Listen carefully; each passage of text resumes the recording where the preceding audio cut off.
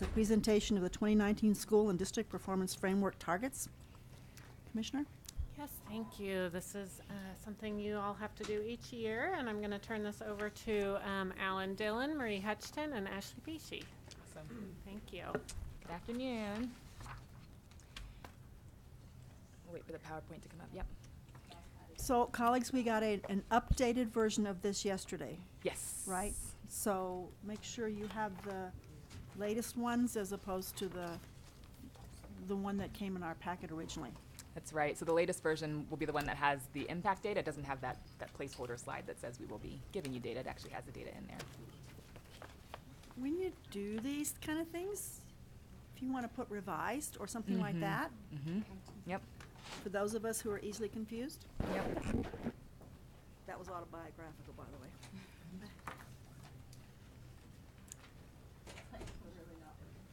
Are we on? Ms. Cordial, are we on? The mouse pad isn't working, so we're doing a quick technical fix so we can get to that spot. Oh yeah. Play it. Here we are. Okay. Great.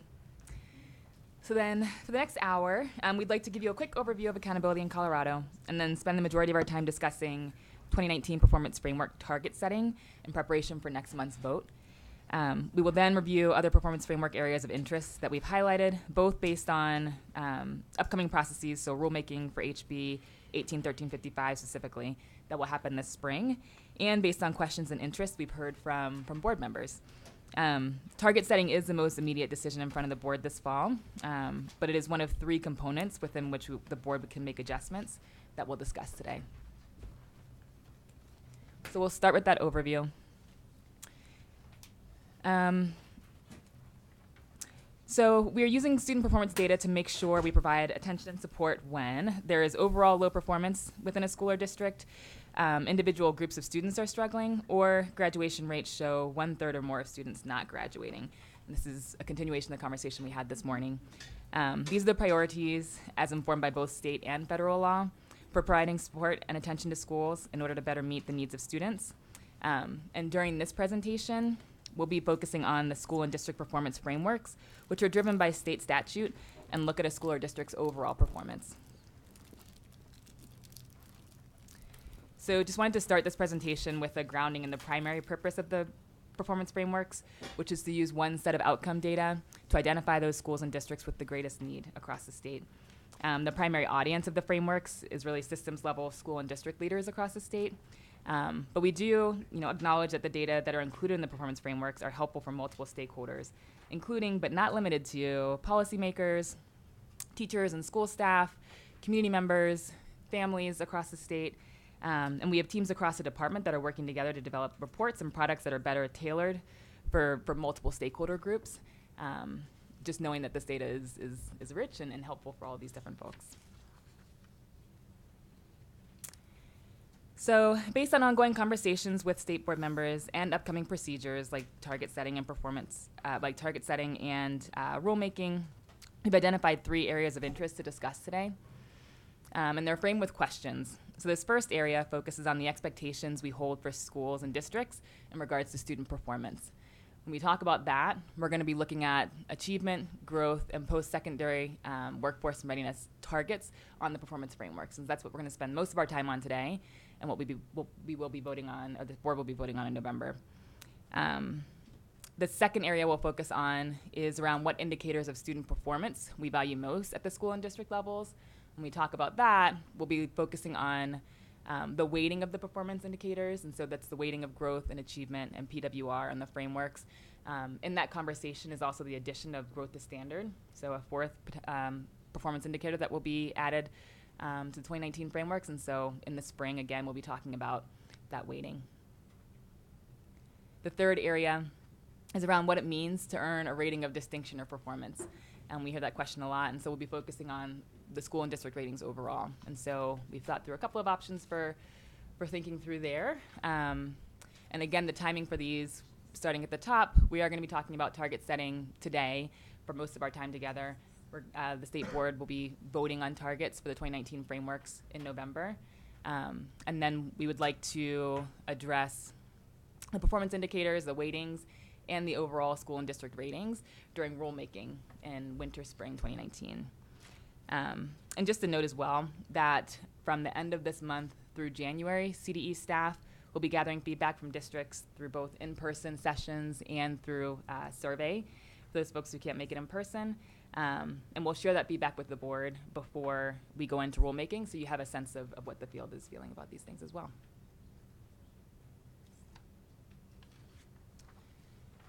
So we will start with the target setting conversation. So again, this is around what expectations we hold for schools and districts in regards to student performance. So state statute does require that the state board set ambitious but attainable statewide targets for the measures used to determine the levels of attainment of performance indicators. This is an annual process that the board goes through every year, typically happening in the fall. And wanted to spend a little bit of time on this slide to ground us in the exact targets we're actually talking about. And so if you look at performance framework, we have performance indicators. And so the performance indicators, again, are achievement, growth, PWR at the high school and district level. So in this example on the slide right now, we're looking at academic achievement as a performance indicator. Within each of those performance indicators, there are sub-indicators. So for achievement, for example, at the elementary level, we take performance on CMAS, English Language Arts, and math and science into consideration. So there are targets set within ELA, math, and science. And this is actually an elementary school that we're looking at as a sample. And so those targets are set on a normative basis. So for example, at the bottom of the screen, you can see that we have elementary targets within English Language Arts that are based on the 15th, 50th, and 85th percentile within the baseline year. And so when you're looking at frameworks, you can see kind of where those ratings on the right-hand side come from. So if you look at that top rating that has that green box around it, the 744.3, this means that the all-student group within this sample school has an average or mean scale score of 744.3. That is above the cut point for meeting, which is 739.5 at the bottom of the slide, but below that cut point for exceeds, which is 755.9. So they got a meets rating here. So we're going to be talking about these targets, about what the average or mean scale score needs to be for a school or district to meet or exceed ratings, or to get a meets or exceed rating. And just a reminder that we do go through this process on an annual basis. We will be voting on targets within academic achievement, academic growth, and post-secondary and workforce readiness in November. And again, that growth to standard measure is being developed right now with stakeholders across the state. And so when we bring that to the table in the spring, we'll also be talking about targets for that measure. And just to review the state board's current methodology for setting sub-indicator targets, it is a norm-based percentile rank methodology, as we saw on the previous slide, or two previous slides. So again, those targets are set on the 15th, 50th, and 85th percentiles across the state in the baseline year.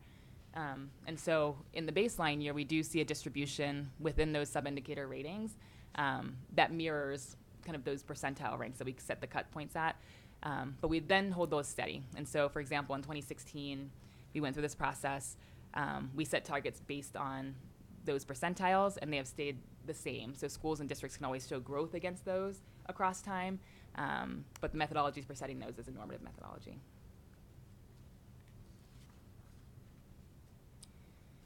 And so we'd like to present a few options for thinking about target setting for the 2019 frameworks. Option one would be to essentially keep our target setting methodology the same. And so again, voting on the targets that we have that are existing currently. Option two would be to look at aligning the sub-indicator targets with the underlying student performance levels for the underlying assessments that go into the frameworks. The third option is to align our sub-indicator targets with what is outlined in our ESSA plan, which at this point actually fits somewhere between option one and option two. So those targets are a little bit, in some cases, a little bit more rigorous than what we have currently, but not quite at the level of the underlying student performance levels in the assessments. And then we also will talk at the end of this presentation and gather feedback on any other options or any other areas you want us to explore to help inform this decision. All right, so then we're going to dig into option 2. So again, option 1 is keeping our existing targets. Option 2 would be something a little bit different, and so we wanted to bring some impact data to say if we went with option 2, what would that look like for school ratings? Explain exactly what option 2 means. Yes. Please. Yes. So on the next slide, In everyday language. yep. So on the next slide, we can see how the targets that we set for schools and districts based on their mean scale scores or average scale scores across an indicator. So again, for example, if we're looking at English language arts in the elementary school, we saw that a school or district would have, or a school would have to have an average mean scale score of 739.5 to receive a MEETS rating on our frameworks. For a student taking a test, an individual student taking the test, they would have to make or earn a 750 on the CMAS ELA assessment to get a MEETS rating, or to say that they're meeting grade level standards. And so that is the misalignment that we're talking about, and that we talked about a little bit during the last board meeting. And so what option 2 proposes is that we actually have the targets for the average scale scores across schools and districts match those expectations for students on the underlying assessment. Does that make sense? Say it another way. We're saying that, and actually maybe Can you say it in terms of proficiency, yes. please? So if you're a 3rd grader and you're taking the CMAS English Language Arts Assessment, you would need to earn a score of 750 on a scale of 650 to 850 in order to say that you're meeting benchmark expectations. And so if you're a parent of that student and you get the assessment results, you'll see, okay, my student is meeting benchmark expectations. At the school level, when we take all of the individual student results and aggregate them up into an average score, we're saying that in order for a school to meet expectations on our frameworks, they would have to have an average score of 739.5. And so we're saying students need to earn a score of 750 on the underlying assessment. Schools need to have an average score of 739.5. Option 2 is proposing that we have those two numbers be the same, that we say schools need to have an average score of 750 in order to meet benchmark expectations. Does that make sense? In order to say that our students, on average, are proficient, it's the same as an individual student. Mhm. Yes. Board Member Flores, did you have a question? No, I actually wanted to suggest something. Go ahead. I mean, Get your microphone down, please. oh, yes. Turn it on. If indeed 6 out of 10 students are not proficient, Mhm. why don't we say that? I mean, why don't we have an option to say what is? Because, I mean, when I spoke with Mhm. you and Alan, I mean, you said this is not for teachers, this is not for parents. This score is really for administrators. Mhm. So I'm saying if it's meaningless to teachers and to parents, we should, it's accountability. Mhm. We should be accountable to parents and teachers. And we need to do it in such a way so that they get an idea of how to get better, Mhm. and strategies and such that we can also provide them Mhm. on how they can be better. Yep. I don't think the data that flows into the frameworks is at all meaningless to teachers No, and I'm parents. saying, But what we're talking about now is the frameworks themselves. I wouldn't necessarily hand a framework to a parent and expect them to understand everything that's on it and then make a decision based on that. There's a lot of other information that needs to go into that decision. Right. And with teachers as well when we're talking about instruction. So there's deeper information or deeper data that is necessary for the decision making at those levels. yeah. But you're making it harder if you're going to make it into 2. If these expectations are not aligned, you're saying? Yeah. Yep. I mean, it's going to be, to make it into 1, wouldn't that be just out of line? I mean, Well- I for one, I've been saying that actually this should be 5. This should be made into 5 as opposed to 4.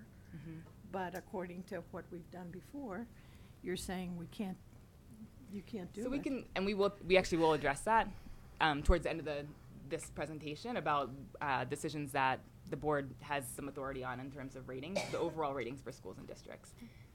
Board Member Durham? Thank you, Madam Chair. I think, I think to some extent, the number of rating categories is statutory, It is. and so we're a little limited. But I think this chart would be helpful, and it would be probably a significant exercise, but to put the number of districts that would meet each of these it meets them today using this criteria versus if you were to impose the new criteria where there's an alignment between the proficiency of the student and the proficiency of the district. The problem is that in analyzing the proficiency of the district, we include a number of things that obviously are not included in the year-end test for the student, such as probably the most significant being growth. And so I think the question is, notwithstanding the problems that districts that have students that have, or have a lot of students with special needs or free and reduced lunch or come from difficult circumstances, is how much credit do they deserve for progress that is above average? And are we really, and are we adequately measuring progress and that is really above average? And should it have to be significantly above average before we're going to give a lot of extra credit in the rating of the district? Because I think yesterday, when the superintendent from Elizabeth was here, essentially suggesting that districts could not be accountable for all of the exigent circumstances with which they face. That's in many ways that's a legitimate argument, but for this board or parents or the legislature to accept it, you would have to buy the premise that there's really not much that can be done to remedy those circumstances. And I for one, I don't think I believe that. I mean, if we believe there's not much that can be done to overcome those initial difficulties, then we're probably all wasting our time. If we're going to insist that everybody has to achieve in spite of those difficulties and rapidly move children toward proficiency, then we would weight it, I think, accordingly. But if we move away from this where we are now, we're going to see a downgrade of probably a fair number of districts, and I think that's really the issue in front of the board, and it really depends on how are we willing to accept, and should the people of the state of Colorado be willing to accept a situation where we've essentially had 6 out of 10 children being not proficient, and yet the majority of districts being clearly in categories that one would believe they exceed or meet expectations. And that's, I think, what we're going to have to remedy. And is there a way to remedy it over time? Is there a way to inject other things into this that are rational and reasonable? But I think the current state of affairs, which overstates the performance of districts and schools, sooner or later we need to address that circumstance. Thank you, Madam Chair.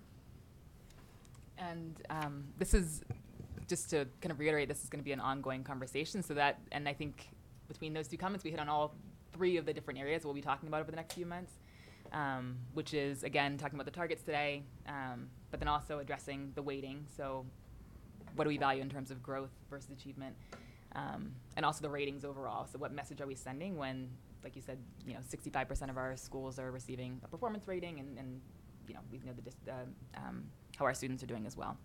So we'll definitely hit on all those. Let me ask, if I may, something that's troubling me, and that is the sequence by which we are addressing these 3 different things. Is that problematic? Should we be, for example, addressing the growth to standard, So, and then the discussion of yeah. weights, and then the targets? ideally, it would be great to have this discussion probably at once. Simultaneously? Yes, so we're talking about all things at one time. Okay. I think the one kind of limiting factor to that is the fact that we have to vote on Statute, targets right. for next year in November. And the reason for that is just so districts have a heads up of these are the targets we're shooting for next year. And the further back we push that, the less, advanced districts have and being able to shoot for those targets. And so I think that's why we're talking about targets. We're spending most of our time talking about targets today, but want it to fit into the full conversation around targets and weightings and ratings. Okay. Yeah. Board Member Durham? Thank you, Madam Chair. I think the board hasn't, probably more often than it would like to have heard my views on going back to the Iowa test of No. basic skills, where if you Okay. scored in the 90th percentile, you did better than 90% of the kids who took the test. And that I actually have preferred that and argued for that as opposed to the use of a cut score, which I think contains, there's a lot of subjectivity in a group of people getting together and trying to say this is what kids should know.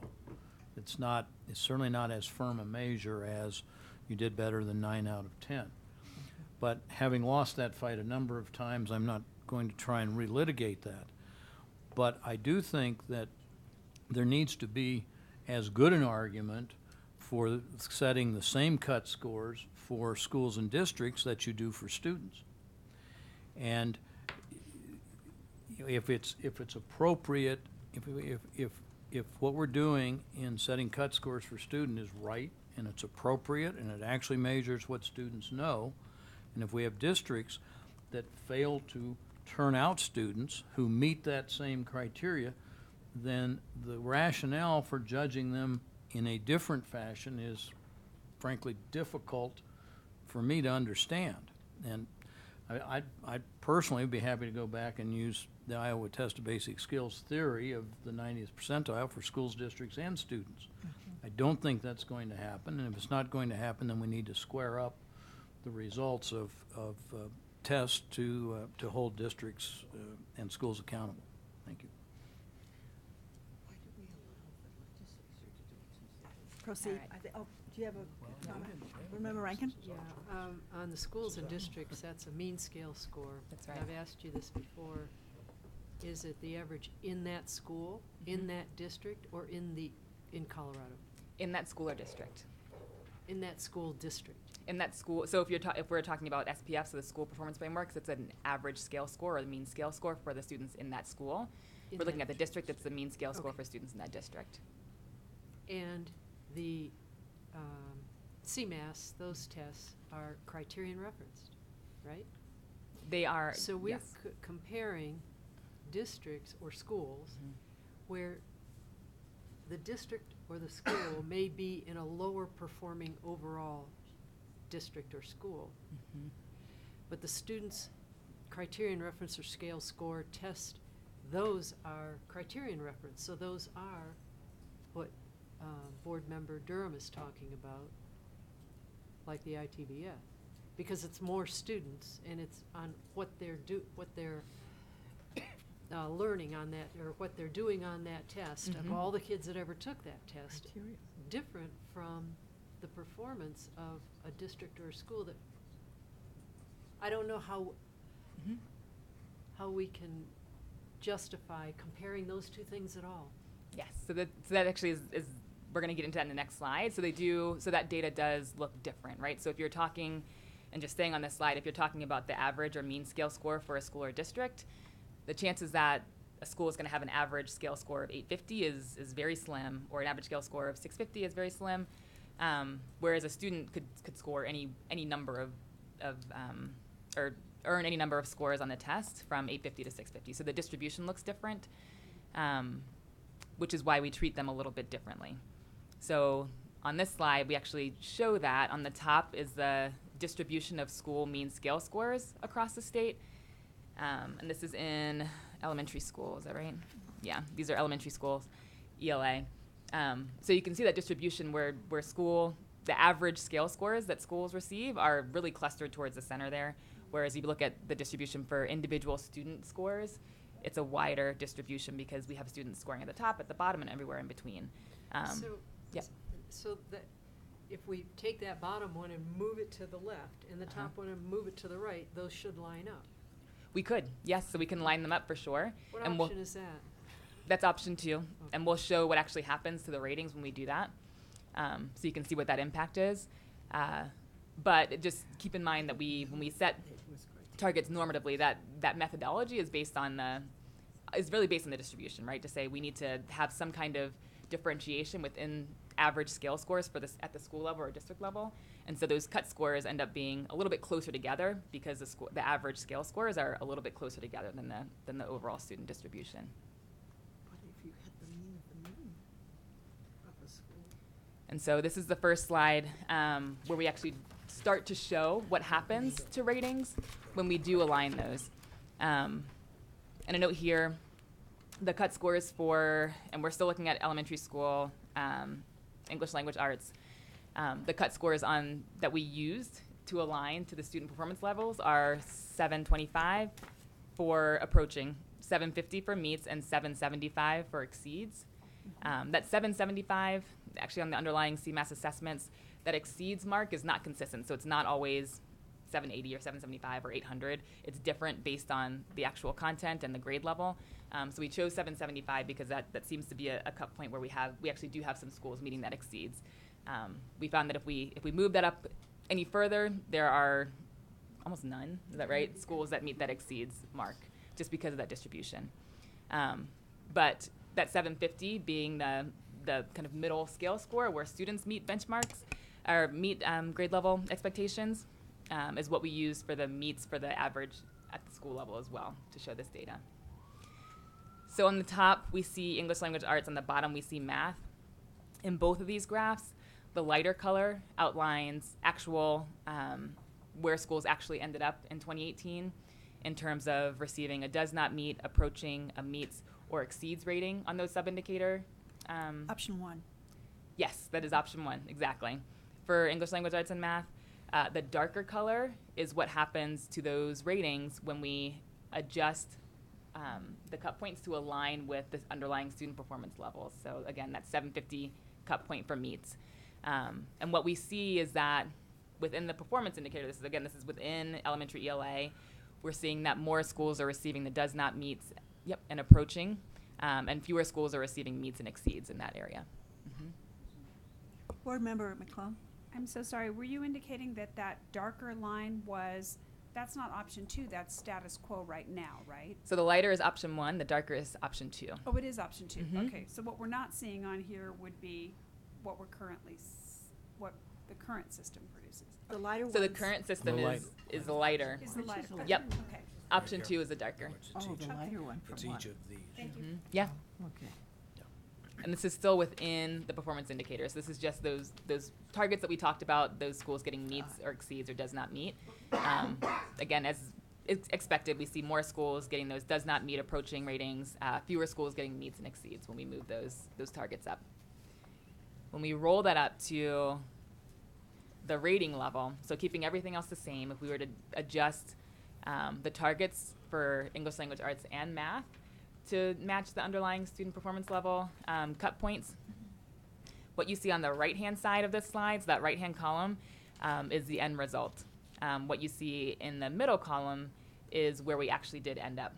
And so you'll see that we have a shift downwards where we have, previously we had 6% of our schools receiving priority improvement, 2.3% receiving turnaround. If we were to adjust those cut points to, again, align with those underlying student performance cut scores, we'd have 8.1% of our schools receiving priority improvement, 3% receiving turnaround. And again, this is elementary and middle school.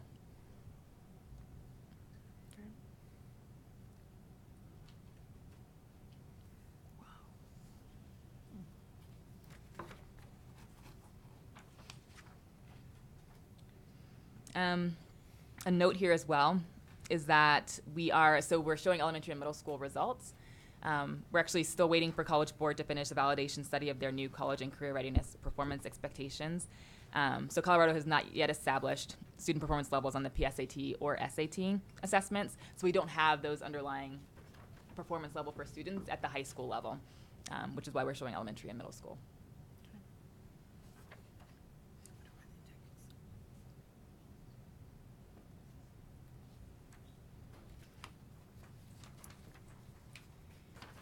Comments or questions, folks? Go ahead. Board Member Rankin? If we, hypothetically, let's just say we looked at option 2, Mhm. and I'm looking at that turnaround priority improvement, do we have the capacity to deal with that? That's a good question. That's what I can say. 36 more schools. So I think that's part of this conversation is to ensure minute. that we have the capacity to deal if those numbers go up. I would say based on the numbers that went up here, it pushes us. I wouldn't necessarily sit here and say that we don't totally have the capacity. I think the way we're getting some things set up with the way we're identifying schools within the state through the ESSA identification and the state's identification, we do have, and the way we're rolling our resources together, it actually is giving us a much better opportunity to support schools specifically with what they may want to take on through the Easy Fare and through the resources that have been compiled. So Mr. Dillon, do you think that it might force us to prioritize a little more, and we may have to put some of the state funding that we use now into the federal just to meet the requirements of the federal mandate? I think probably what would happen is because there would be more state-identified schools, we would need to have more state money to support those schools. Actually, I don't know that it would so much be on the federal side as it would be on the state side. I see. Because most of this identification from this particular process would be state identification. Changing of the state. So I'm a little confused here because going back to our prior report, we had 200 and, Oh, yeah. how many schools do we have all total? We had, So this is excluding high schools. oh, so this is excluding high school. So we don't really yes. know Right. where this, Right, Right, until yeah. we get the data set from the SAT from the College Board, we don't have those numbers, so we so you can't put actually those in can't there answer yet. the question quite yet. Right, Whether exactly. we're, how big, how significantly different it Right. would be compared to what we now have. Correct. We know that the bulk of our schools are elementary and middle schools, so there's a smaller data set of high schools compared to Yeah, except the elementary and middle. graduation part. Right. When do you think you'll know that? Oh, depends on when they come back, when when SAT comes back. Yeah, So so it's waiting not- for that it's to do not in standard our- setting. It's not in our, But do we have any idea? I'm just. Next spring, potentially. I'm told somebody had their hand up while I was. Yeah. Board Member Sheffel. Thanks for the presentation so far. My question is, when you think about these data and the different types of combinations that are possible, who are the audiences that use these data? And do you have, in other words, the reason this is challenging is because parents want one thing. Probably superintendents are thinking about it another way. And what feedback have you gotten from, what do parents want to see? And usually it's not something super complex. They just want to know basically how well is this school that my child may go to performing on a couple of metrics. Superintendents have a different challenge because they're trying to, they have a host of challenges. What do they need? And then we have a need at the policy level, and the state has a need, and then there's the statute. So when you look at different ways to depict this, or different versions of approaching these data, what do you have informing the process besides the law itself? Yeah. Or have you done some surveys? Have you met with superintendents? Unintended consequences, as Superintendent Bissonette said yesterday. You know, he just asked us, could you make sure you do this so as to maximize the intended consequences and minimize the unintended consequences? Yep. Yes, that's why we started with the purpose. That is kind of where we are, right? We have these frameworks and it's rich data and we have a lot of stakeholders that are interested in the data and we want to make sure that we're displaying it in a way that is understandable and they can actually make decisions. And so I can say that actually the most recent effort we've done this past spring, we did a tour of the state and talked to superintendent groups, teachers, parents, community members, board members to see, what is it, what we're producing right now, what is helpful, and then what would you like for us to look into. So we have a lot of feedback on that. And even prior to this spring, we've had an initiative for a couple of years now to work on data reporting. And so again, taking the data that's in these frameworks and displaying it in different ways for different audiences. That's a big push for CDE across the organization right now. And then specific to data that goes into the frameworks, we actually have, we got some extra capacity on our team this year to focus directly on that. And we have some work groups across, some units across CDE to say, what are some low-hanging fruit? Like, what are some easy things we can do in the next year to help folks understand this data and actually use it? And so that's definitely top of mind for us, for sure.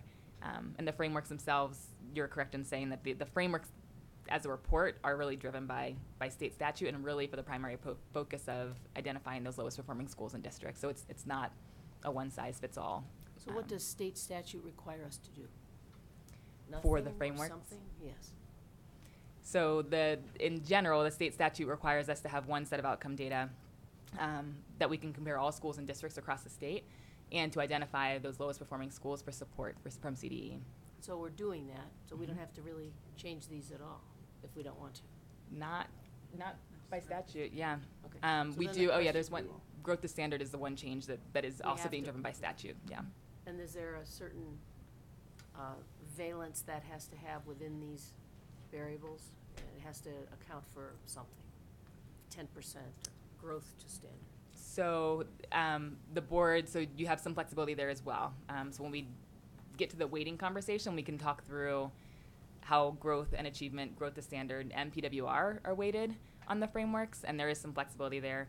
Right now, in board rule, it does say that growth and PWR have to be weighted more than achievement, but that's in board rule, and we have to revisit it when we introduce growth to standard. That's in board rule or in law? Board rule. Board rule. Oh, I thought it was in law. So PWR is graduation? It includes graduation, Number of things. matriculation, Yeah. SAT, dropout. So is this, I guess, I Please. guess my question is, what problem are we trying to solve? Is Mhm. this a messaging issue where people are looking at inconsistent data, thinking, how is it that so many students are not proficient where we have more schools and districts that are? Is that disconnect, is that the problem we're trying to solve? Or are we trying to solve an actual problem, not just a messaging problem? And it kind of relates to who uses the data and for what purpose. So I guess as we think about making this decision in November, I feel like I need some of that information to know Mm-hmm. who's using these data, in what ways, Mm-hmm. and what is the problem we're trying to solve. Yep. So I would say that is mostly driven by the state board. And so we are, like, the three areas that we outlined in the beginning of this presentation are really responses to questions that we've gotten from board members around what does it mean to get a rating of performance, or what does it mean to have these targets that are not aligned to underlying student performance levels. So we're responding to that. I would say the ones that are driven by statute are the fact that we have to go through target setting every year, the fact that we have to add growth to standard, and the fact that we will be going through rulemaking for the accountability bill that passed this past spring, in spring 2019. So I think these two things have come together with good timing to say we're going to open up the rules. We've heard these questions. This is a good time to address those if that is a direction that you want to go. The dilemma is that we're using a measure, and folks look at it very, very differently. The intent of 163 was, and of ESSA, is to identify the lowest performing schools so that we address help with their needs. I had a superintendent tell me today that there's not a single superintendent in the state that believes that that's the intent of 163. That in fact it's intended to measure all districts in some kind of a scale in order to show that districts aren't doing well. I mean, there's the perception of what it's intended to do, and it varies. And so by trying to use that one measure to maybe evaluate all districts as opposed to identifying districts that are in need of support, we end up with this, what sounds to me like a huge disconnect. But then the other disconnect is the fact that the way we have it structured, it doesn't come anywhere close to where our kids are. And that's pretty darn frustrating. At least for some of us, it's really frustrating to realize that the rankings don't have anything to do with whether our kids are performing or not, whether they've learned anything, or learned enough, I should say. Or that this is the only, we have so little money that this is the only number of students we're able to help. That's part of it too. I think the other piece to recognize is what Board Member Durham mentioned earlier, that our performance frameworks are also not just achievement. I mean, like we have said in Colorado, and that's a political discussion that you all can have, but we have said in Colorado, and I believe the board rules say, you know, that growth is an important element to include in the frameworks, because we know kids come into districts and schools all at different levels. And so it's, you know, Board Member Durham was talking about how do we measure that, give credit for that. So it's not only about, you know, perfectly aligning to the achievement, but it's also saying some districts have more work to do because their kids are coming in at a lower proficiency level, and so they've got more work to do to get them up. So that's the other discussion you all have to have, is where does that fit into the frameworks?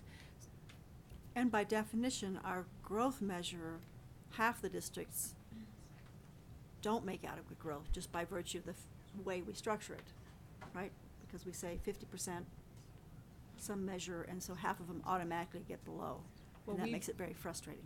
We do baseline growth targets as well, and so it's similar situation to what we do with achievement, where we set a certain You set it target, in and 2010, then and districts can show growth based on that. So you can. Okay, so so it's we're not redoing it every year. right. So it's a mishmash of what was first, 50% below. But growth is important. Yeah. Oh, Very important. Absolutely, absolutely. It's very important. It's Sorry, what just to measures. clarify, so for the normative growth measure for median growth percentiles, that one is sort of allowed to float each year, so the 50th percentile is recalculated based upon that year's cohort of students, but the adequate growth or the growth to standard measure That's different. is different, and Yeah, that is I one get that that. is in Right. relation to sort of that set of standards, and it does not float quite Right, so no, I was freely. talking about the main growth one, Right. which has that negative effect. Keep going. Oh, wait a minute, sorry. Board Member Goff? Thank you. This may not necessarily be pertinent to this slide. I have a thing today and a lot of days right now about improvement, whether it's the ranking or, you know, the rating of a school. Looking at this, this would raise by a considerable number the number of schools that would be in the improvement category. Whether that's, I wouldn't know right now, but whether that's up from priority or slightly down from performance, hard to say. I'm not that kind of mathematician. But I'm curious, as if this is a school picture of what the effects of that would be, how close are we to assumptions or not that a district, that would also affect districts? Because those districts that we currently have that are improvement rating, I've talked about this with my colleagues a couple times and you all a few times. What is that? And, you know, are we doing anything to create incentives or honoring a measure that actually has moved a school or a district from lower rating into that category? And it relates probably to the capacity. What kinds of things could we be talking about? And another facet would be, what kind of options would we have for point awards, or whatever kind of formulaic structure we create around this new thing. I will be thinking about that when it comes to, you know, as close as I could get to feeling secure and confident in how growth, if that still remains a part of our primary measurement, and a measure, and achievement's important as well. But I would like to know how if there's a way we can, and in compliance, recognize this when it's an improvement truly from a lower rating. But yet, what do we do to keep those schools on a path for growth, period, whatever that means?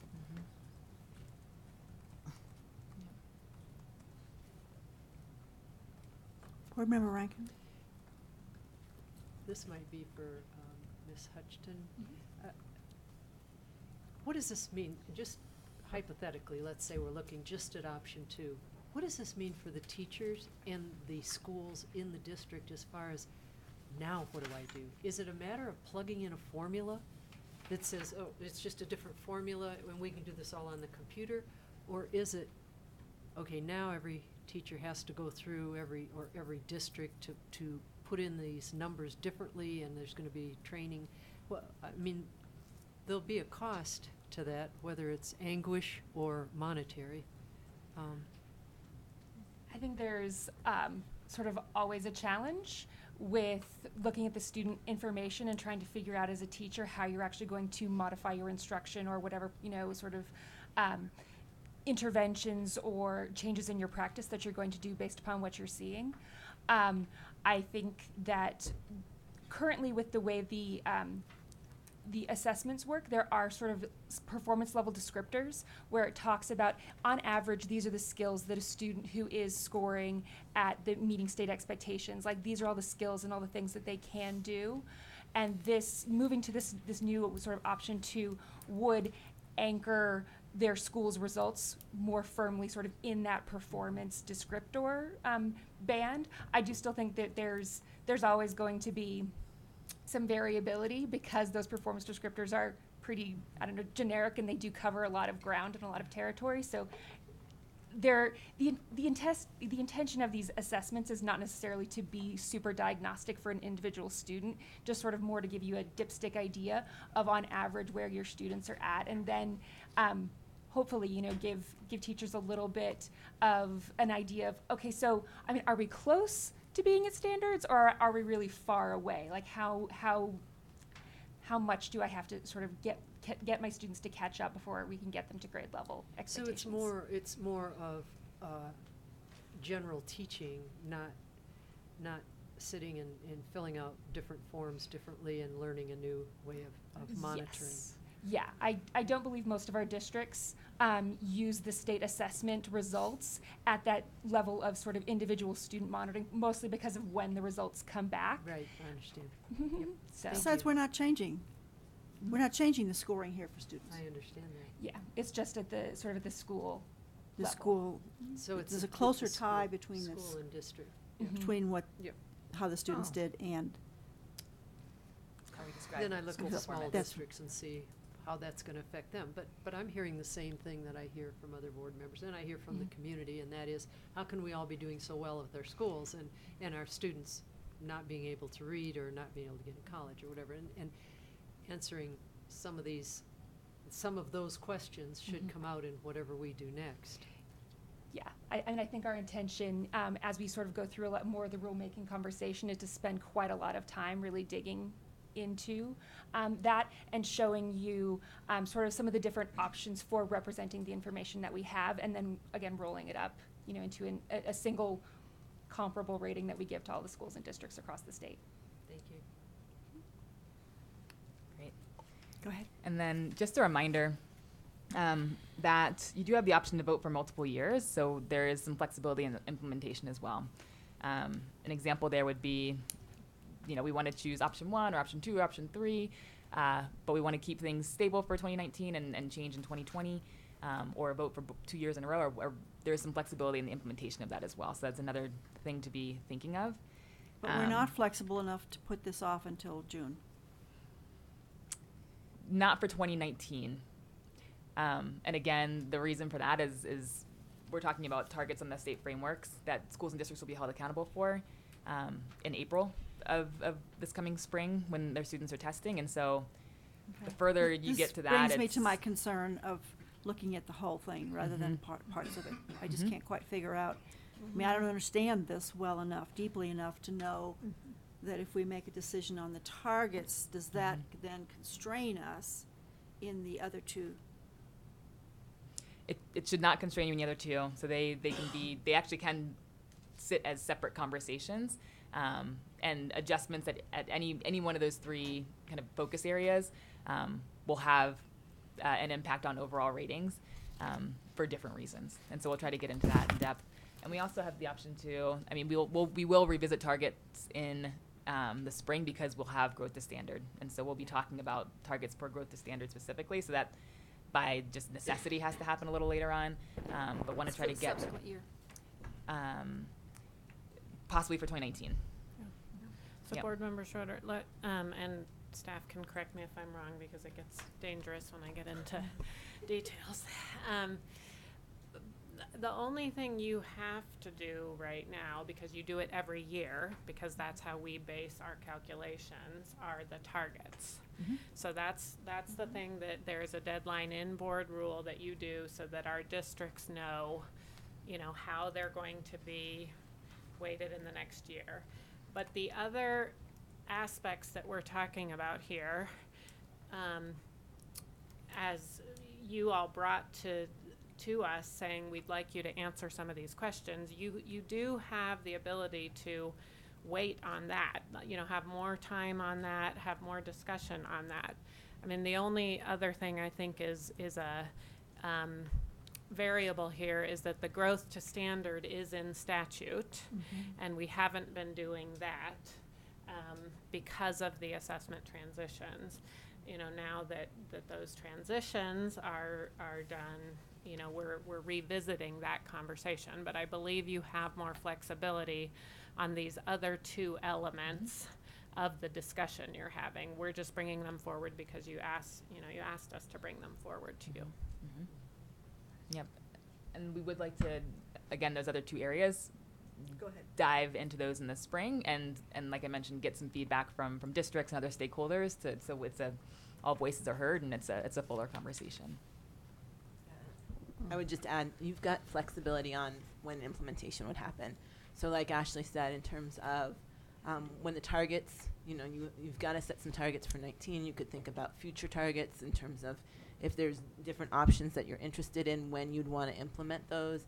Just like with some of these other questions you're asking, if there's things that you end up coming to a consensus that you want to make adjustments for, you can talk about when you want to put that into practice. It doesn't need to be for 19. You can wait it for future years down the road. Does that make sense? I think it would be helpful if we can, as a board, to kind of talk about the priority. Number one, the priority on 163 is identified in statute, to identify the schools. But after that, is it our priority to try to align so that we don't have this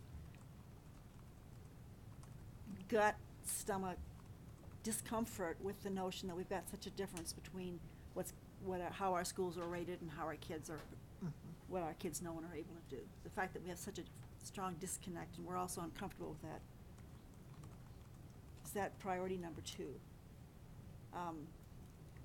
Are there some other things that we can be doing differently in terms of information that goes out to the public about our schools that relieves some of the anguish that we're using one measure to do too many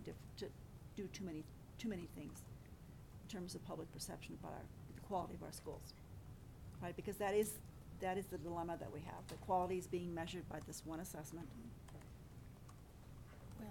And a law whose intent is not necessarily to measure the quality of our schools or the grading of our schools. I think it's something for us to ponder on, if we can clarify our priorities, or at least our objectives, ultimately, even if we give them all the same weight, in order to have a greater comfort with what we're doing. I think the one thing we don't want to do is keep changing it every year.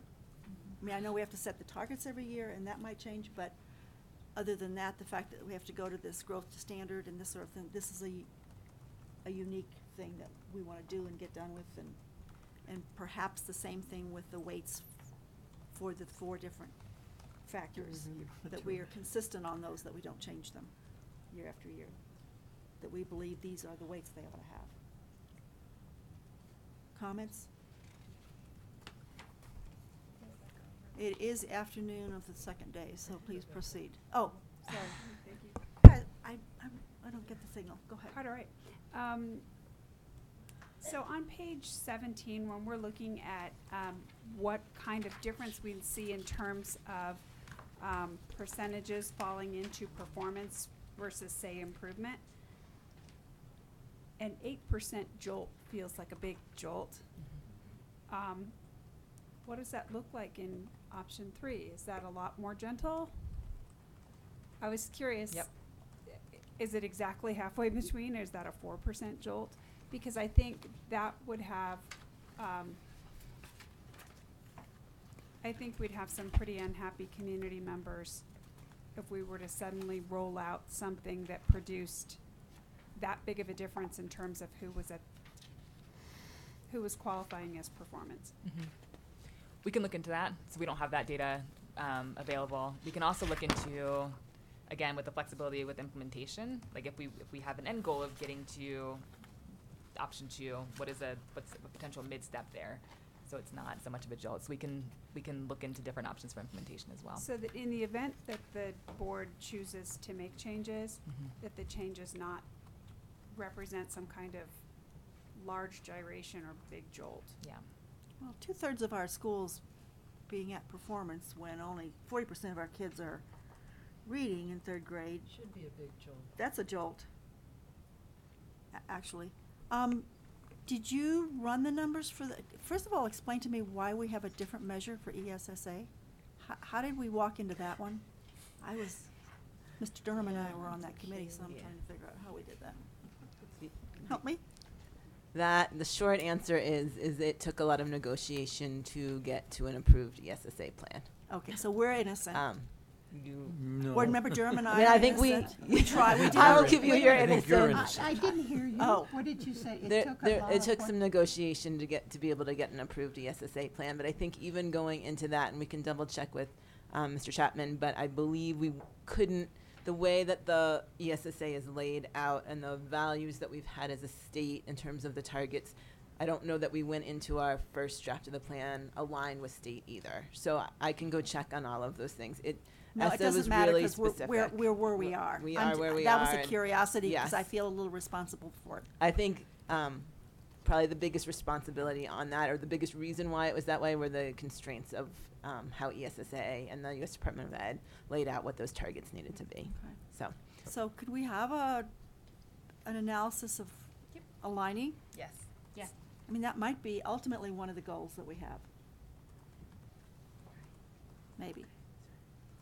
We're bringing ours in line to the Yeah, federal. yeah. So you have one. But wasn't that based on 95%? Isn't that a good part of why we're where we are?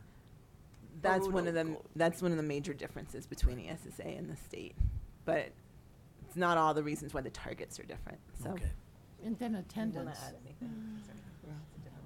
So the reason that the U.S. Department of Education made us revise some of our targets in the end was because they did want a reference to the 750 to the at grade level expectation, and so we wound up moving any for any sub indicator that did not already have a target that was at or above 750, we had to ensure that at least one, i.e. the exceeds target, was at or above 750.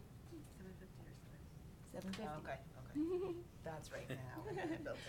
I spent You guys don't quite a want- lot yeah. of time talking to the vets about this. And we don't want to know. No. Yeah, this might be too much information for me, but could you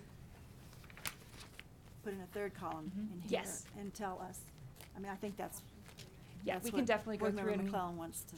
and run the impact data for using the ESSA targets, no problem. Yeah, I'm trying to figure out how to justify having different ones, but All right. So that's target setting. We will get that analysis to you. And then wanted to open it up for any other additional requests for analysis before we get to the November board meeting. You can always send it to us too. right. All right. The truth. But you also, don't you also want to talk to us about the growth to standard? I do. Yep. So now Marie is going to be talking to you about that. Or at least I'm going to be starting the conversation about growth to standard. I think this is another one. I think we need time for that, so. Exactly. Getting a start on it. Yes. I will find helpful, that's for sure. So sort of wanting to, again, ground us in the performance indicators that are included on the school and performance framework, of achievement, growth, and post-secondary and workforce readiness, and then how those are weighted. And as we include this new or well, it's not new, it's sort of coming back to us measure of growth to standard, which is a criterion-based measure, referencing the student performance expectations, grade level expectations on the assessment, sort of how we want to potentially incorporate that. So we are again sort of referencing back to statute, which does explicitly require that we include student longitudinal academic growth, student academic achievement, student academic growth to standards, and post-secondary and workforce readiness in the calculations that we use to determine school plan types and district accreditation ratings.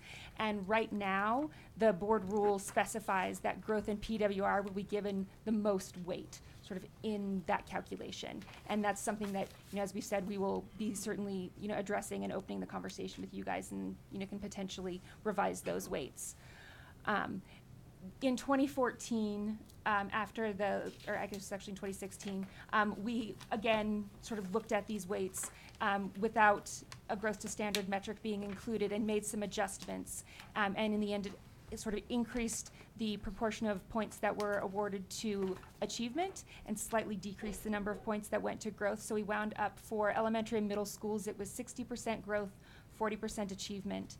For high schools, because they had to have an additional PWR component, it was 40% growth, 30% post-secondary workforce readiness, and 30% achievement. So as we go back and are now,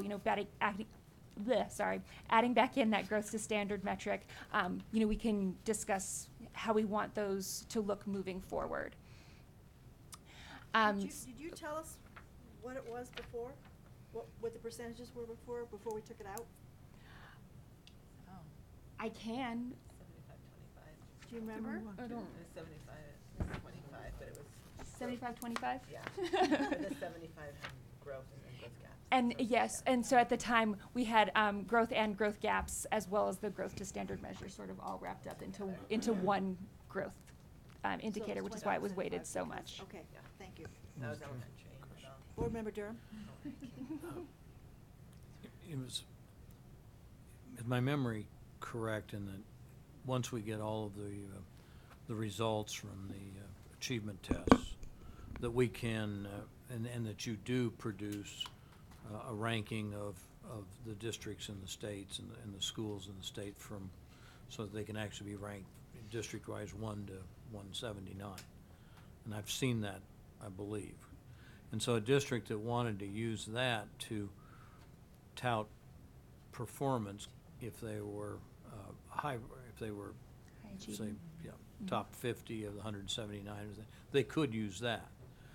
So they could very well bring that out. But if you had a district that was very high performing, but relatively small growth under these models, or schools that were high performing but relatively minimal growth, they would not necessarily grade out very well in terms of the performance that we're going to assign them on this. And so they very likely, when they communicate with parents, are not going to use that measure. They're not likely to use or to put that measure forward. And so what we've created is a little bit, when you're going to communicate to the outside world, pick the measure that makes you look the best. Sure, that's what we do now. So you have a choice. It's so everybody can it's not that everybody can be number one, but you've certainly created a lot of shopping opportunities for districts and schools to, let's find what makes us look the best, as opposed to a single standard that really embodies the values that perhaps the board or the legislature think are important. So when you look at these models, and I'm just asking an opinion here, when you put so little value on achievement as we do, and 40% in one and 30% in another, we're really not pressing anybody to be good. And there's no real reward in this. If you have 30% achievement and you're the highest achieving district or school in the state, but are weighed down by growth is relatively minimal, which is a larger slice, then what are we really encouraging? Are we Well, I encouraging could argue performance? that if you're a high-performing district and you are not showing a lot of growth, Yeah, that's pretty darn important too. yeah. In fact, that's very important because that's been one of the arguments that's been made under prior assessments, that it Right. wasn't possible because there seemed to be a ceiling Right. on the assessment, the questions that were asked, you actually couldn't measure the growth of your highest performing students. I And think that's that's- actually what parents I in think that's a- high socioeconomic districts seek. They want their kids to continue to Right. grow significantly as well. So I worry about your concern. Well, I think the practical application is, if, how much did Einstein improve in his physics scores between 8th grade and 9th grade? Could be very little because there wasn't a lot of room. Yeah, but he improved more when he married his wife. Well, a lot of That's us, historical. a lot of us improved when we did that. So I don't know if Einstein's alone in that. Forgive us. But when you put it on the chart like this, at least, we're not necessarily rewarding outcomes. So I would say, and just quickly, that is the discussion we want the state board to have, right? Because it's a policy decision about what we do value as a state, and just a recognition that, like we mentioned, different audiences use this data, and different audiences have different values. So if you're talking to a parent versus a policymaker versus a community member, there are different opinions on how we should weight these things and what we should be focused on. So hoping to actually get that feedback from folks to share with you, and also have that conversation as a board as we get into rulemaking in the spring. I just wanted to ask, so we do value growth, and we do want to kind of just keep that achievement gap. I worry about the gap, that we're not talking about the gap, that we did promise the feds that we were going to get the gap to be smaller. And I'm that watching your hand go down when you talk about the gap. oh, no. That worries me. It's because it's this that we want to see. To suggest that to No, close the gap is to go down in scores. Don't give any meaning from this to this. I meant just to have it, That's the gap alone. Mhm. just to Should not have it an achievement Be level. smaller. Yeah. With gap. or, and then I know. maybe I to know. just close know. it, Mm-hmm. to close that gap. So are we planning for that as well? Because I think that's very important, and especially with some of those reports that we've been hearing about, and that is that Latinos in this state are not really getting those good jobs because we are not doing much to help them get into college. And so we want them to achieve, we want minority kids, we want rural kids, we want special ed kids to grow. Maybe I should just say. I'm sorry, I was kind of Everybody, teasing yeah. you, but Okay. you know, So we watching want that. we want them to grow too. Yep. Yeah. And would- so I but- think that's very important, to And I would say on the close that gap. frameworks, that is something that, obviously mentioned federal statute, something we also pay attention to on the framework. So we do, in addition to all students, we report on those individual groups of students, and they're held to the same standards as all Right. students, so there's no differing of the standards in the frameworks. And actually, this year is the first year we're going to be releasing disaggregated results for race ethnicity groups, gifted and talented, and gender, male, female. So again, we can not include it for points this year as Right. informational, but shine a little bit of a spotlight on how these different groups of students are doing. Well, I Board Member opened it Rankin? up because I wanted you to brag about what you did. According to, would you tell us what the Education Week said Oh, about the growth? I don't know. That we actually did, our minority kids did grow. Oh, a review of the That there were 2 states that were up 8%. We were up 8%, and I think New Hampshire was up 3% or so. So in a sense, we have kind of are closing the gap. Can I put it up here? We are closing the gap.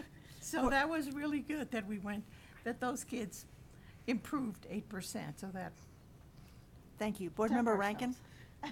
I'd like to go back to what Board Member Durham was talking about with the academic importance and possible weight, and it has to do with, I mean, one of my districts where it's very high amount of money in the school district per pupil, and the achievement has always been very high, and in the last 3 years, it's gone down. And, I mean, by all practical purposes for anyone else, it's still really high, but the parents are extremely upset, and they are looking at the achievement. They are not looking at growth, they're looking at achievement, and it's going down. And I think there are parents, as Board Member Durham alluded to, that is extremely important. And I just want to throw that hand grenade out there. I'm sorry, I thought you knew. I mean, I read these things. Okay. I'll bring it in. Continue, please, Ms. Pilch. Aye. Oh, I'm sorry. It's all good. I forgot, we shifted.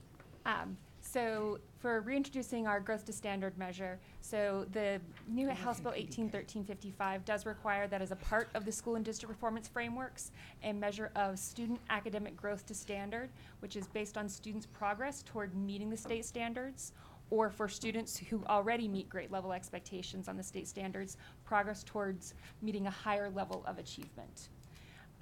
So this is a growth to standard measure that we previously, similar to what we previously had under the old CSAP TCAP, but with the new CMAS and this new bill language, we have the opportunity to revise that definition of growth to standard and the calculation methodology that we choose to sort of enact for it.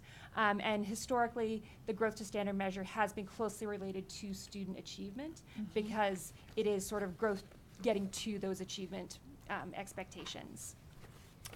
And so we are currently, having conversations with stakeholders about the growth to standard methodology and getting into the technical nitty-gritty. But one of sort of the overarching questions and considerations for this conversation is, for a target to be attainable, what's the necessary proportion of students who've been successful at moving up historically?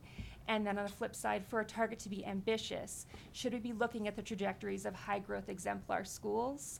And so, as with all sort of target setting methodologies, it's sort of figuring out the tension between ambitious and attainable. And so we are continuing to have conversations about this. And our goal is to have a new measure developed by winter, spring 2019, sort of, and bring that back for, further information for you guys. And so our sort of proposed state board action is that we will revisit weighting on the performance indicators once we reintroduce that growth to standard measure in 2019, sort of during the ongoing conversation around rulemaking that we're going to have. So now I'm going to pass it back to Ashley. Great.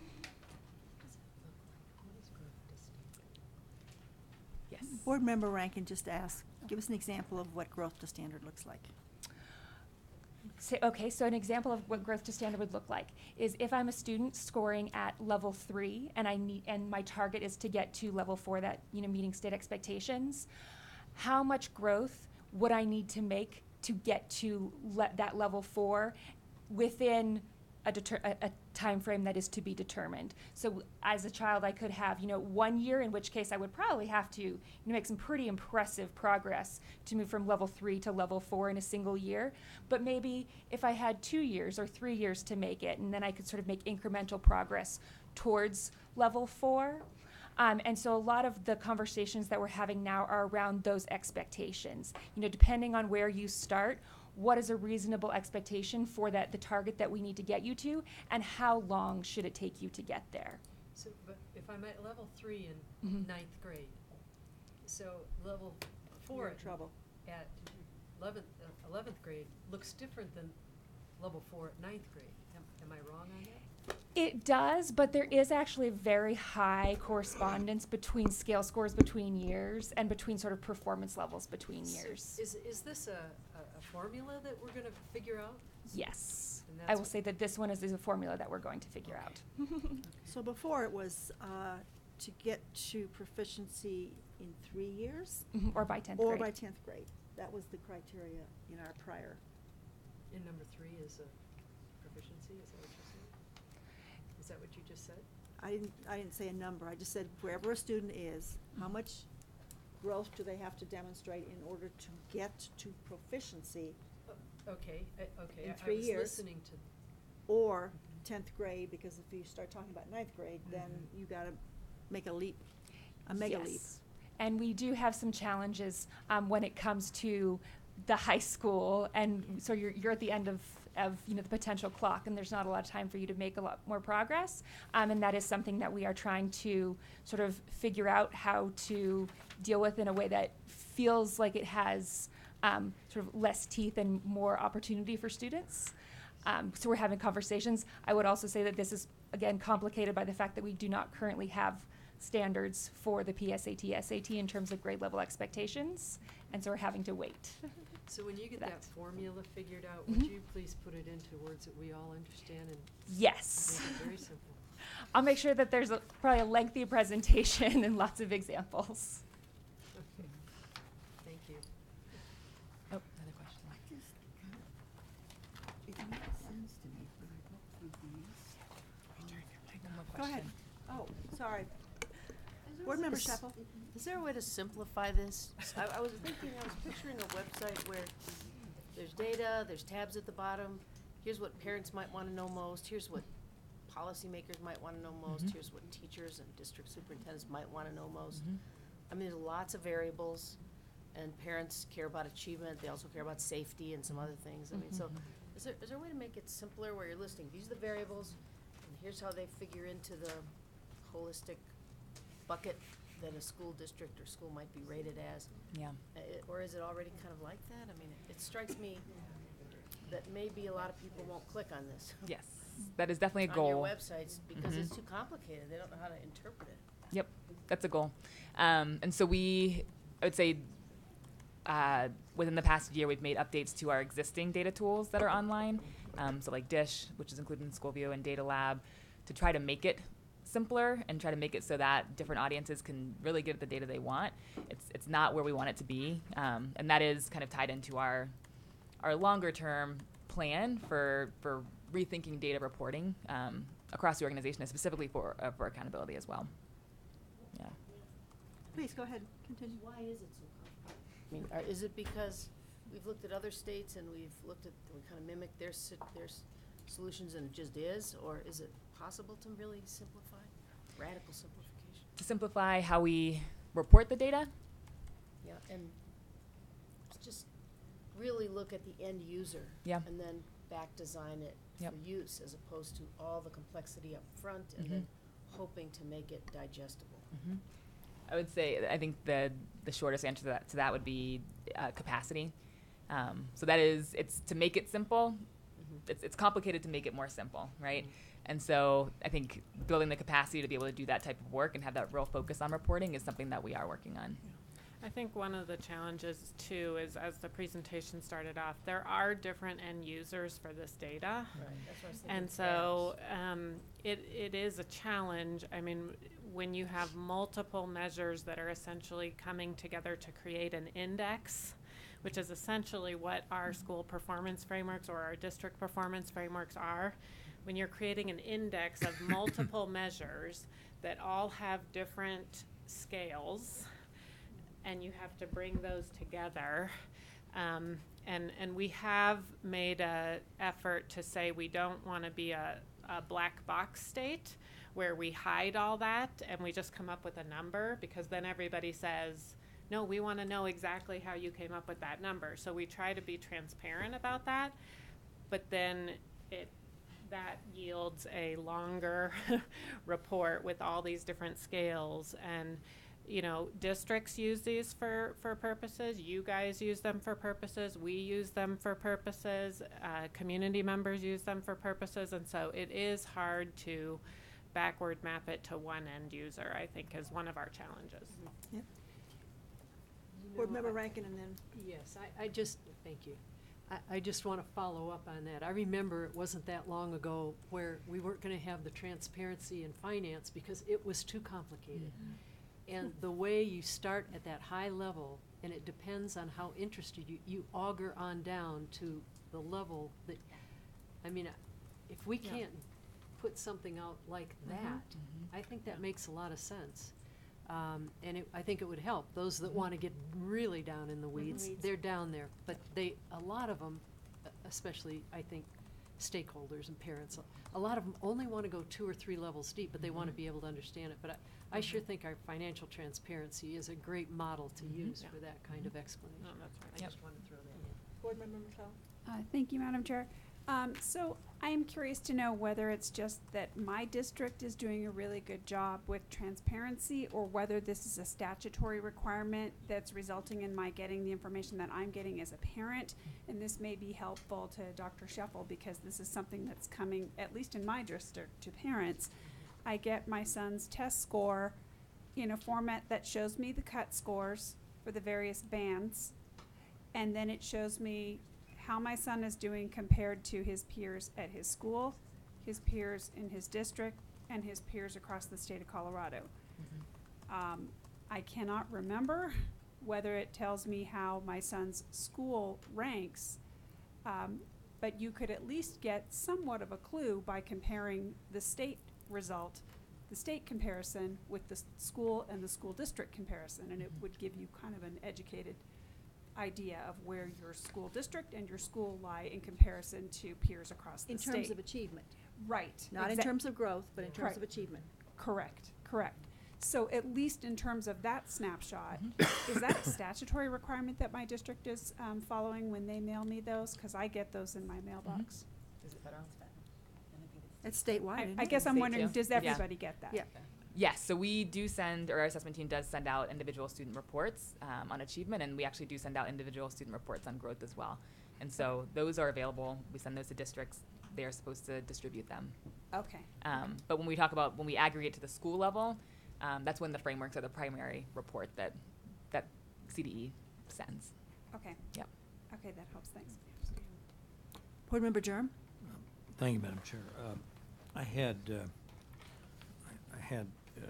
asked Elizabeth to distribute to all of you a report I got from Catalina Foothills School District in Arizona, and I think you should all have that. It's someplace in our. What was that about? Pardon me? I didn't- It's what went to the parents of that particular school district, and you know, Arizona grades A to F, so this particular district graded out A, and I think the high school, Catalina Foothills High School, graded A. The legislature, to some extent, has made this unduly complicated. Why would you have 4 measures for districts and 5 measures for schools, and categories? Makes no sense. It only complicates comparisons, and why would they be given names that, you know, that are difficult to really interpret where on the scale they fall, as opposed to some measure of 1 to 5 or A to F. So in some ways, I think that the system has not been designed to serve the people that I think we should be serving. And I think the answer to Dr. Sheffel's question is, our audience is parents. We want to empower them to make the best choices possible for their children. And to the extent others use this, others probably have additional tools. If a district wants to use them, they have a lot of tools to be able to take the data and analyze it. So it doesn't need to be designed for their benefit. It really needs to be designed for the benefit of parents. And I think, as Ms. McClellan indicated, if you get that kind of report with that kind of comparison, it's certainly helpful. The fact that it's not it could be more helpful if it was A to F.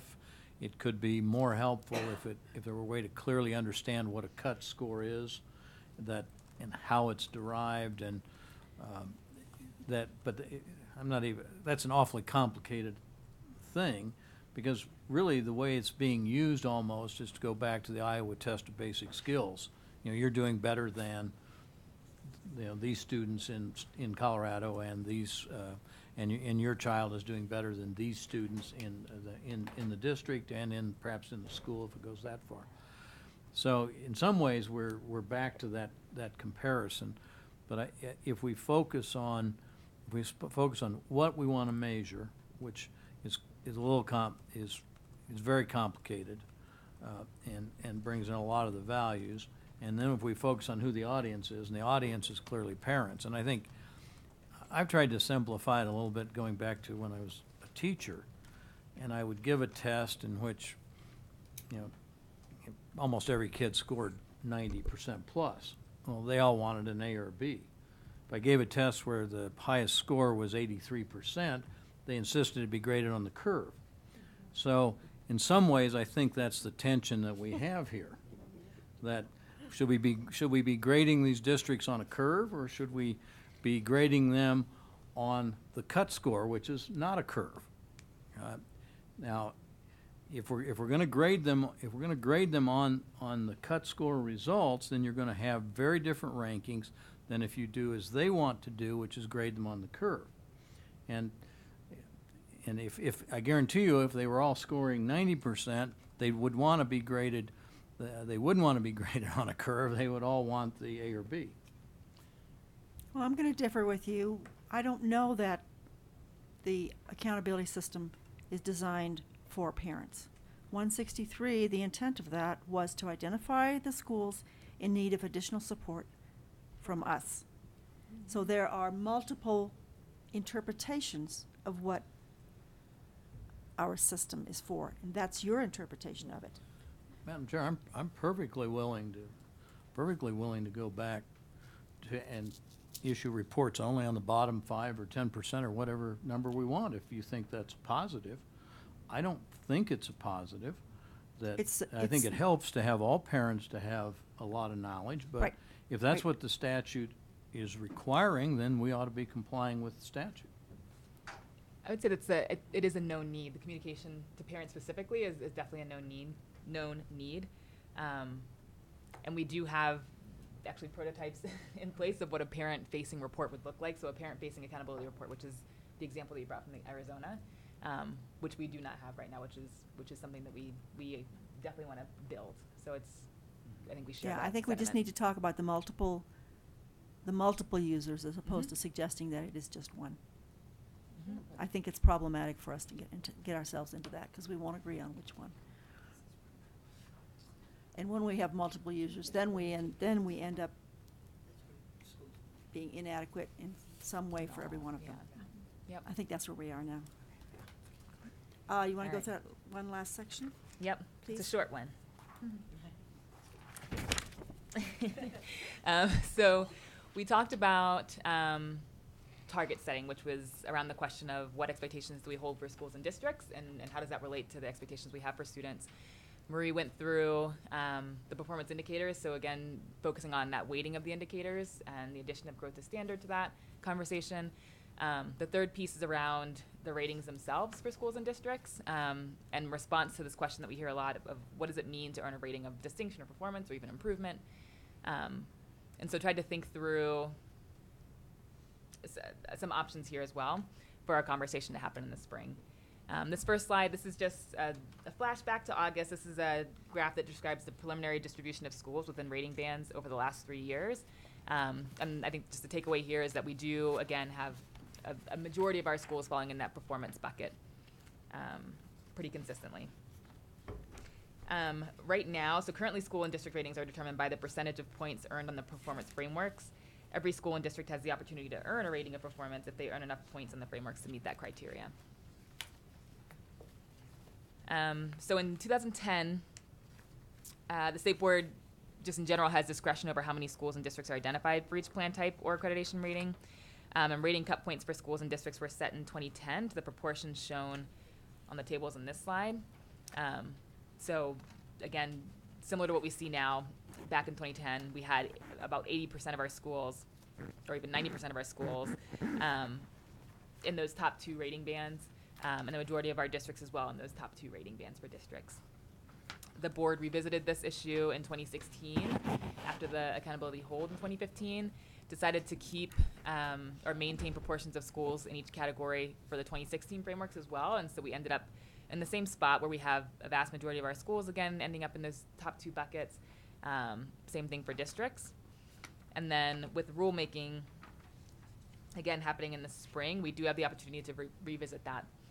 And there are, we think, 2 main ways to think about this, about the ratings for schools and districts. One is around just adjusting the cut points. So if the intent is to have fewer schools in performance, an easy thing to do there would be adjust the cut point to say, and then instead of earning 53% of points on the frameworks to be a performance school, you have to earn 70% of points in the frameworks, for example. And so this slide right now is showing the distribution of schools for elementary and middle schools with that cut point as it is right now. So again, you see that big green area, so most of our schools are in that performance. If we were to change from 53 to 70 to be our cut point for earning a performance rating, the distribution would look like this. We just have a smaller bucket of performance schools. So that's one way to look at how to adjust ratings across the state.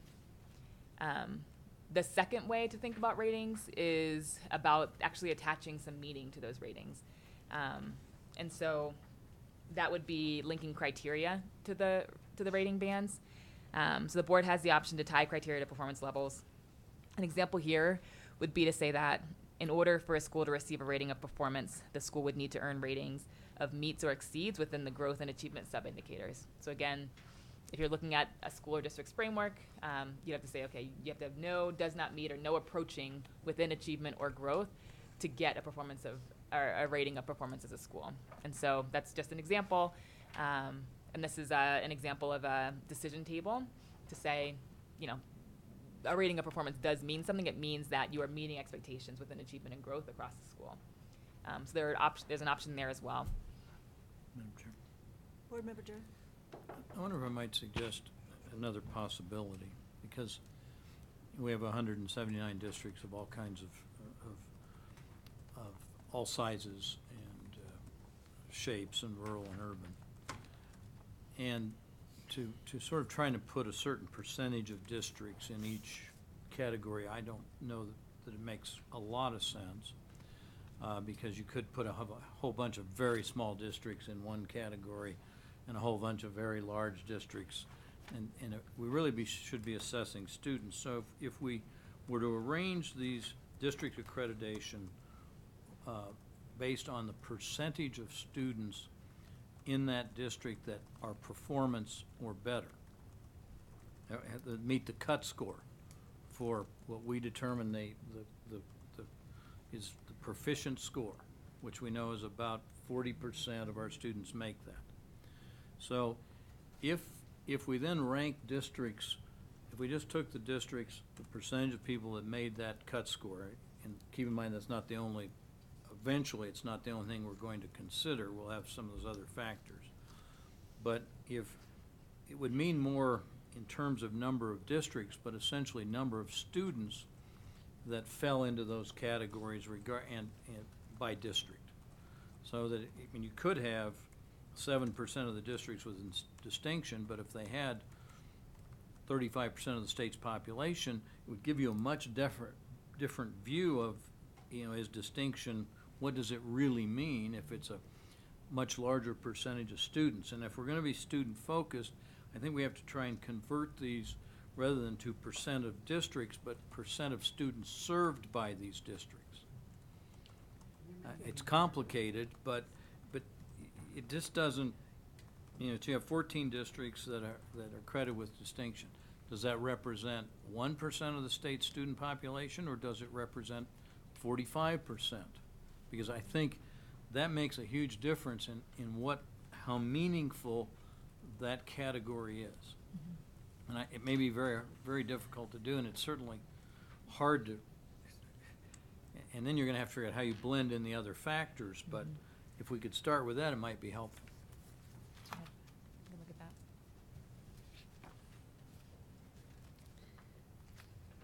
Not sure about that. But it'd be worth looking at. I mean, it'd be interesting to see. Just the third one to show reality. Board Member Goff. Yeah. Eventual question. it ties in with ESSA, so I guess if we're looking at a broader conversation of bringing that in, aligning it, however, our fifth indicator, did we not agree that chronic, Absenteeism. that the positive end of it, good attendance, whatever that would be. I don't like the chronic phrase, but Yeah. using that as our extra indicator, I can't recall. The other indicator. In the one category of that, how could some of that be possibly incorporated into some of these conversations? Because, I would think that even with a really small number of students, there's still an ongoing percentage you could watch, but I wouldn't want it to be too complicated in the sense of if that impacts, It really does impact my district. yeah, which is there, large, it does and it's everywhere, minority, is what we're and finding out. so, It's a statewide common so it, challenge right it's now. very damaging for Yeah. districts that have large numbers of minority and poor students. And I don't even know why we had to choose. I mean, if I had been in that group, I would have never chosen attendance. I would leave it to a lot of brains to work on something like that. But as far as an impact on achievement and growth, I think that's pretty obviously a direct impact there. It's at a some- pejorative. I mean, But, yeah. it wouldn't be good for my district. So you're correct in pointing out that we are not, in this presentation, we did not talk about changing any of the existing metrics that are included in the frameworks. That is an ongoing conversation as well, though. So we do work with districts who are looking at different data. And as you mentioned, with our ESSA plan, we did add some additional data as well. So that is another factor as well. Just curious, do we know yet how many districts are starting to incorporate some new, I'll use that loosely, new indicators in their accountability work? Do we know? I mean, there's the districts that are doing the student-centered accountability project, the SCAP, and they, Yeah. there's 6 solid districts in there, and then I think about 6 more that are coming on this year, and others that are interested. I think a lot of districts are using different data points for their own improvement and for understanding where they're at, but that not in a necessarily for accountability, and I think that's an For their important own distinction. it's for their own them, district right? goals. Like they're digging into the Right. TLCC Right. survey results, or they're looking at student climate data, what students are saying. And there's something that happens when that data turns into accountability that makes it maybe not as useful as when they're using it just for internal improvement purposes. Because as soon as you put a stake to it, then it puts some different incentives on how that data comes in and gets collected.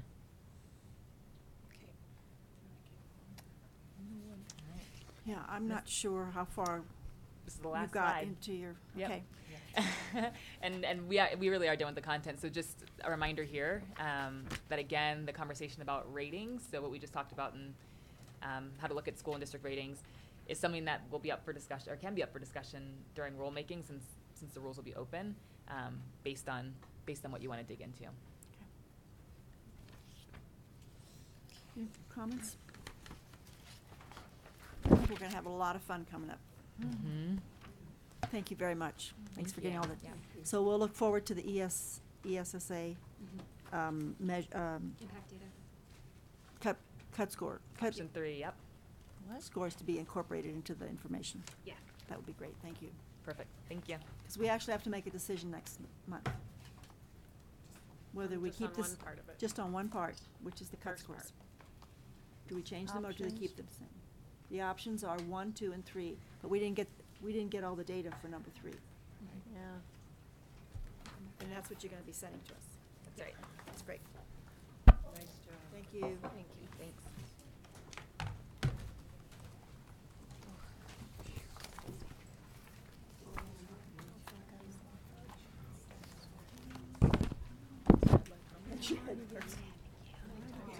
Are we ready to go into exec session?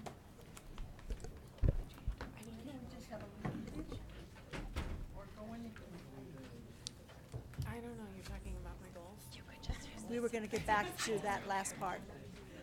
Yeah, I think this time you stay. Okay. That's correct. That is correct. You ready? Would you call us in, please? An executive session has been noticed for today's state board meeting pursuant to 24-6-4023A Roman numeral 24-6-4023B Roman numeral I CRS concerning the evaluation of the State Board of Education employee who requested that the matter be addressed in executive session. Do you have a motion?